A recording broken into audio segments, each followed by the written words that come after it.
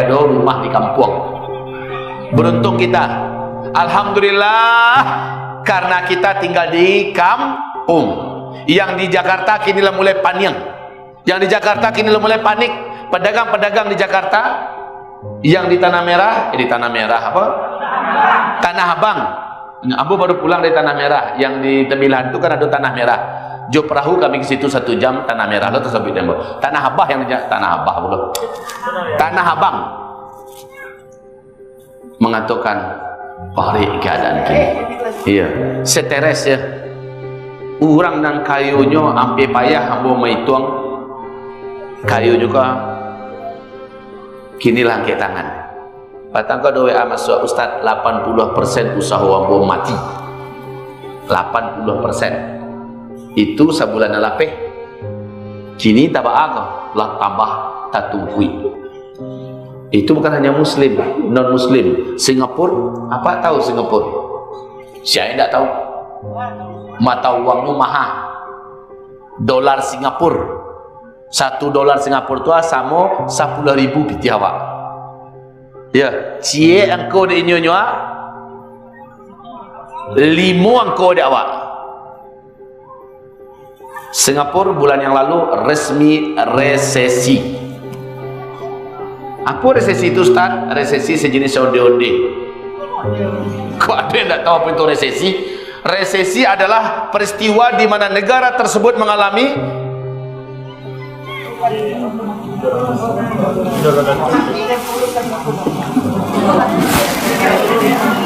Allah 2 kuartal tidak mengalami kenaikan, bahkan terus menurun, dan akhirnya secara ekonomi Singapura resmi amblas. Itu Singapura tuh. Jepang kakak dia. Jepang yang sebegitu hebatnya, kakak adik pada sayangnya. Malaysia sedangkan negara hebat saja kita sebutkan tadi semuanya. Berdampak nggak dengan Indonesia? Iya. Sri Mulyani, siapa yang cik itu? Menteri mengatakan kita sudah di gerbang resesi. Para pakar dan ahli Indonesia mulai mengatakan, wahai rakyat Indonesia, mulailah menabung dalam bentuk padi bareh di rumah, dan kira-kira agak 6 bulan sampai setahun bisa kita nikmati sekeluarga. Mulailah, karena ke depan kondisi akan sangat sulit dan berat. Masya Allah. Sekali lagi, selamat yang tinggal di kampung punya sawah. Ambo sarankan di Riau ke Patang, sudahlah, berhentilah menanam sawit. Kok dapet tanah-tanah nan laweh yang sawitnya lah afkir, anjaan sawit tu mulailah bercocok tanam padi. Mulailah. Sawit tak bisa dimakan tuh. Nan kita makan sawit atau bareh. Ambo nak makan padi tu, Bu. Bareh.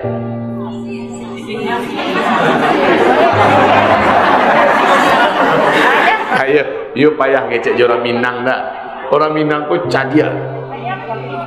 Jadi Bu, waktu Bu, biasanya orang hamil saya mau makan bareh ya. Manci je. Tapi ambo Bu, iko ndak main-main dapat, ambo serius. Dari dulu sampai kini ambo ndak pernah makan pagi, ndak pernah makan siang, ndak pernah makan malam. Hidup ambo sehat. Jelek badan ambo. Batu. Ambo makan nasi pagi, makan siang, makan malam, nak ada bodoh. Makan nasi siang, makan nasi malam.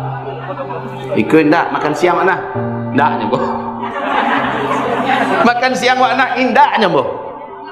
Ustaz kami undang makan pagi, taruhlah, makasih banyak. Karena wak tahu.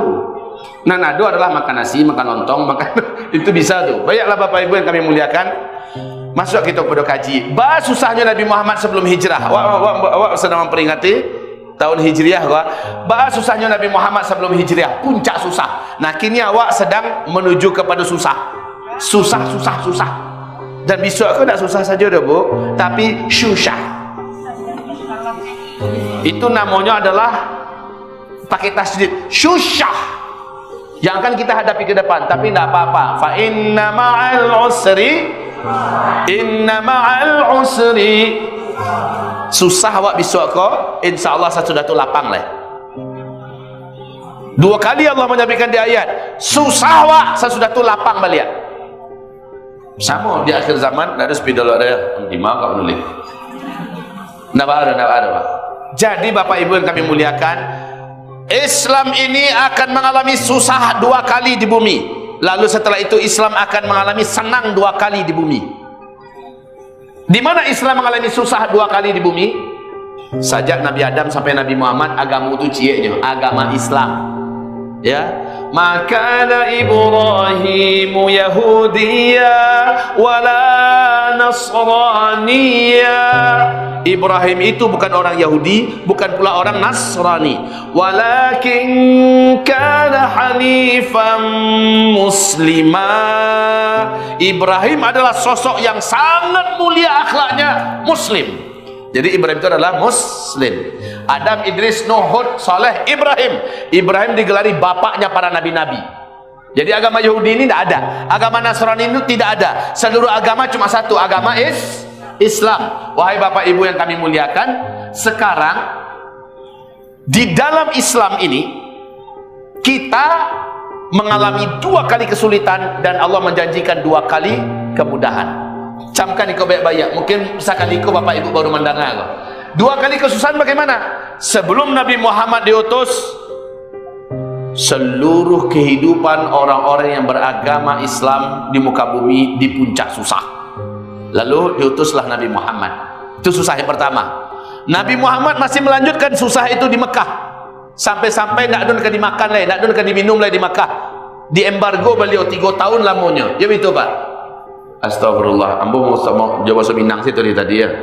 Padahal kok shootingan kok seluruh Indonesia kok sampai luar negeri. Minta maaf Pak Ibu. Bahasa Indonesia saya lagi. Jadi gara-gara COVID Pak, bahasa Indonesia saya rusak.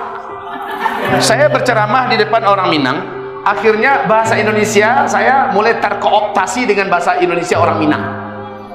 Sudah jelas saya bagaimana, begitu caranya lagi. Nah, tidak tahu saya dong, kan begitu. Biarlah begitu saja. Baik Bapak Ibu, minta maaf sekali lagi kepada pemirsa kami, hamba-hamba Allah yang saya muliakan. Nabi Muhammad itu puncak susahnya adalah menjelang hijrah. Puncak susahnya menjelang hijrah. Setelah Nabi hijrah, Madinah pun terbentuk, Islam yang memimpin. Itulah Yusra.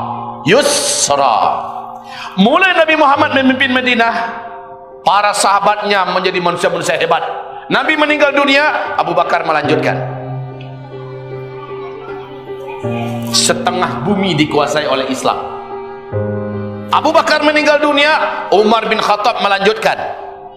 2/3 dunia dikuasai oleh Islam. Sampai kepada fase para khalifah-khalifah menggunakan sistem kerajaan, dan itu berlangsung ribuan tahun. 2/3 dunia Islam yang pimpin. Itu adalah Yusra.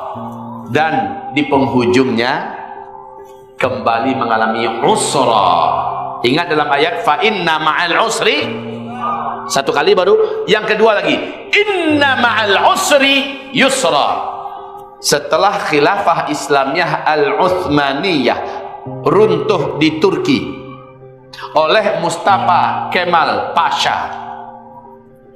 Jangan Ataturk, jangan sebut Ataturk. Kenapa?